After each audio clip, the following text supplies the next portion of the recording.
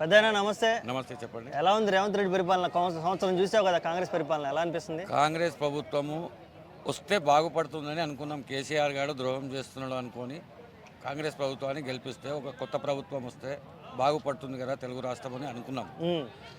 కానీ ఏమి ఒక్క అమలు కూడా చేయలేదు, ఒక ఆర్టీసీ బస్సు తప్ప. ఇప్పుడు కావాలనుకున్న ప్రజారాజ్యము ఆయన గెలిచింది మాత్రము డిస్టిక్లో మాత్రమే, సిటీలో మాత్రం కేసీఆర్ గారే గెలిచినారు, డిస్టిక్లో మాత్రమే రేవంత్ రెడ్డి గెలిచినాడు. కాంగ్రెస్ ప్రభుత్వం అంటే అభిమానం ఏంది తెలుసా? రాజీవ్ గాంధీ, ఇందిరాగాంధీ, ఆ అభిమానంతో మాత్రమే గెలిచిండు. రేవంత్ రెడ్డికి ఏ విషయంలోనైనా రాజకీయ అనుభవం లేదు. కాకపోతే రాజకీయవేత్తల ఎంత తిరిగినాడు కాబట్టి కొద్దిగా అనుభవంతో వాడు ఏదైనా లొల్లి చేస్తాడు, కిరికిరి చేస్తాడని గెలిచినందుకు మాత్రం మన సీఎం చేశారు. కానీ రాజకీయ అనుభవం మాత్రం ఏం లేదండి. వచ్చిన 6 పథకాలు విడిచిపెట్టు, ఉచిత బస్సు మాత్రం వేస్ట్. అది చేసేదాని కొద్దీ వృద్ధులకు, వికలాంగులకు ఏదన్నా ఒక పథకం, వాళ్ళకి ఇచ్చే పింఛన్ లోపల ఇప్పుడు 3,000 వస్తుండే, వాళ్ళకు 4,000 చేసేది ఉండే, 4,500 చేసేది ఉండే. ఉచిత బస్సు పెట్టిండు. హైడ్రా పెట్టిండా, మరీ అన్యాయం చేసిండు. హైడ్రా పెట్టిందంటే నీయాసుంటాడో నాసుంటాడో 10,000 ఉన్నాయో 50 లక్షలు ఉన్నాయో ఏడో కొల్లాకు ఇల్లు ఉన్నది కదా తక్కువ ధరలో కొందామని తీసుకున్నాడు వాడు. అప్పుడు పేపర్లు ఇచ్చినారు, సంతకాలు పెట్టినారు, అమ్మినవాడు అన్ని పెట్టినారు. నీతో 10 రూపాయలు ఉంది, ఇల్లు కట్టుకున్నావు, దాన్ని తెచ్చి వీడు కూల కొడితే వాడు ఎక్కడ పోవాలి పరిస్థితి? అటువంటి పరిస్థితి. నాకు కూడా ఊళ్ళో ఇల్లు లేదు, భూమి లేదు. నేను 12 సార్లు పెట్టుకున్నా. ఈడ హైదరాబాద్ నాది అడ్రస్ కాదు, మా ఊళ్ళోదే. ఈడ ఎంతో మంది నాకు ఏమన్నారు తెలుసా, ఇక్కడిది కూడా తీసుకోయా, ఓటర్ ఐడి తీసుకో, ఇక్కడ కూడా ఓట్లు వస్తాయి, ఓట్లు అప్పుడు డబ్బులు వస్తాయి అంటే, నాకు వద్దురా నాయన, నేను రేపటి నాటికి వస్తే నా ఊరికే తీసుకుపోవాలి, నా భూమిలో పెట్టుకోవాలి, నాకు అవసరం లేదు, ఓటు చాలు. మంచి చెడు ఏదైనా మా ఊళ్ళోనే. ఎంతో మంది చెప్పినారు, ఇక్కడ ఉన్న లీడర్లు కూడా మనకు తెలిసిన వాళ్ళు ఉన్నారు. కాకపోతే ఏంటంటే మనకు అవసరం లేదయ్యా, ఊళ్ళో ఉంది, పొలం లేకున్నా ఇల్లు లేకున్నా చనిపోతే తీసుకుపోయేది అక్కడే. ఇక్కడ చేస్తే ఉండేవాళ్ళు లేడు, చేసేవాళ్ళు లేడు. ఎవరు ఉంటారు, ఎవరు వస్తారు? అమ్మా నాన్న అయితే చనిపోయినారు, అది వేరే విషయం. ఉన్నారు కదా ఇంట్లో మనకు మేనమామను వాళ్ళు వీళ్ళు ఎవరో ఉంటారు. కానీ రాజకీయ పరంగా కూడా మొన్న ఇంట్లోకి పెట్టినాము.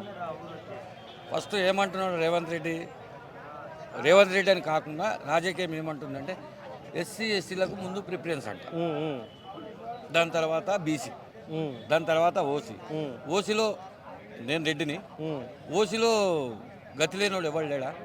వాడు కూడా కాపాడే కదా రేవంత్ రెడ్డి. వాడు ఎట్లా పెద్దగాడు? వాళ్ళ అమ్మ నాయన సంపాదించిన ఆస్తి మీదనే పెద్దగాడు. రాజకీయాలకు వచ్చిన తర్వాత పెద్దగాడు.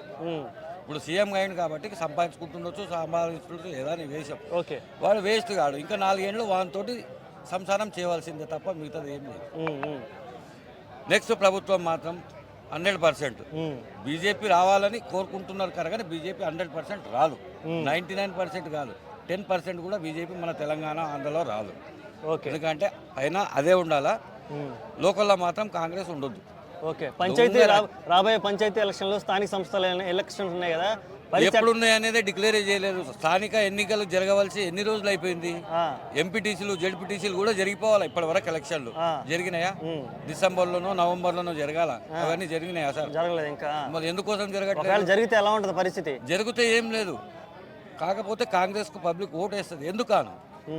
పైన రాజకీయం వీళ్ళది ఉన్నది కాబట్టి అమౌంట్ వస్తుందా రాదా? సర్పంచ్ గెలిచినా కూడా పైనకెళ్ళి బడ్జెట్ రాదు, సర్పంచ్ ఊళ్ళో వాళ్ళు నిలదీస్తారు. అప్పుడు ఆయన ఏం చేస్తాడు? ఇబ్బందే కదా.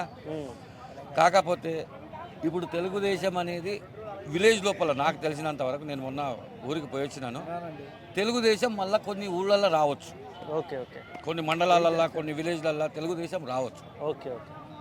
సరే, ఫైనల్గా అయితే బాగాలేదంటారు రేవంత్ రెడ్డి పరిపాలన ఏం బాగాలేదు. మీకు నచ్చిందా? మీరు చెప్పలేరు, కానీ మీరు బాగాలేదు. వాడు వేస్ట్ గాడు. చదువుకున్నోడుకు వాడు చదువుకున్నాడు, చదువుకునేంత తెలివి వాడికి లేదు. ప్రజలను మప్పుదో పట్టిస్తున్నాడు. ఒకసారి 3 సార్లు ఇంతవరకు రైతు బంధు పడిందా? రైతుకు పడిందా? పడలేదు. ఆడికి పోయి ఊళ్ళకు, నేను మొన్న పండుగ పోయినప్పుడు సర్వేకి వచ్చినారండి.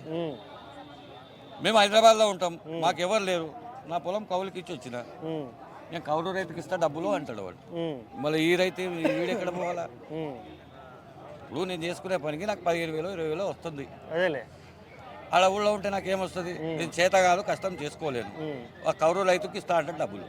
వాడు ఎవరికి వేయడు, వాడు కౌలు రైతుకు కాదు, పెద్ద మనుషులకు పింఛనే సరిగా ఇవ్వకొచ్చిండు, కౌలు రైతులకు రైతు బంధు ఏమి ఎత్తాడు చెప్పండి? ఓకే వేస్ట్ కాదు.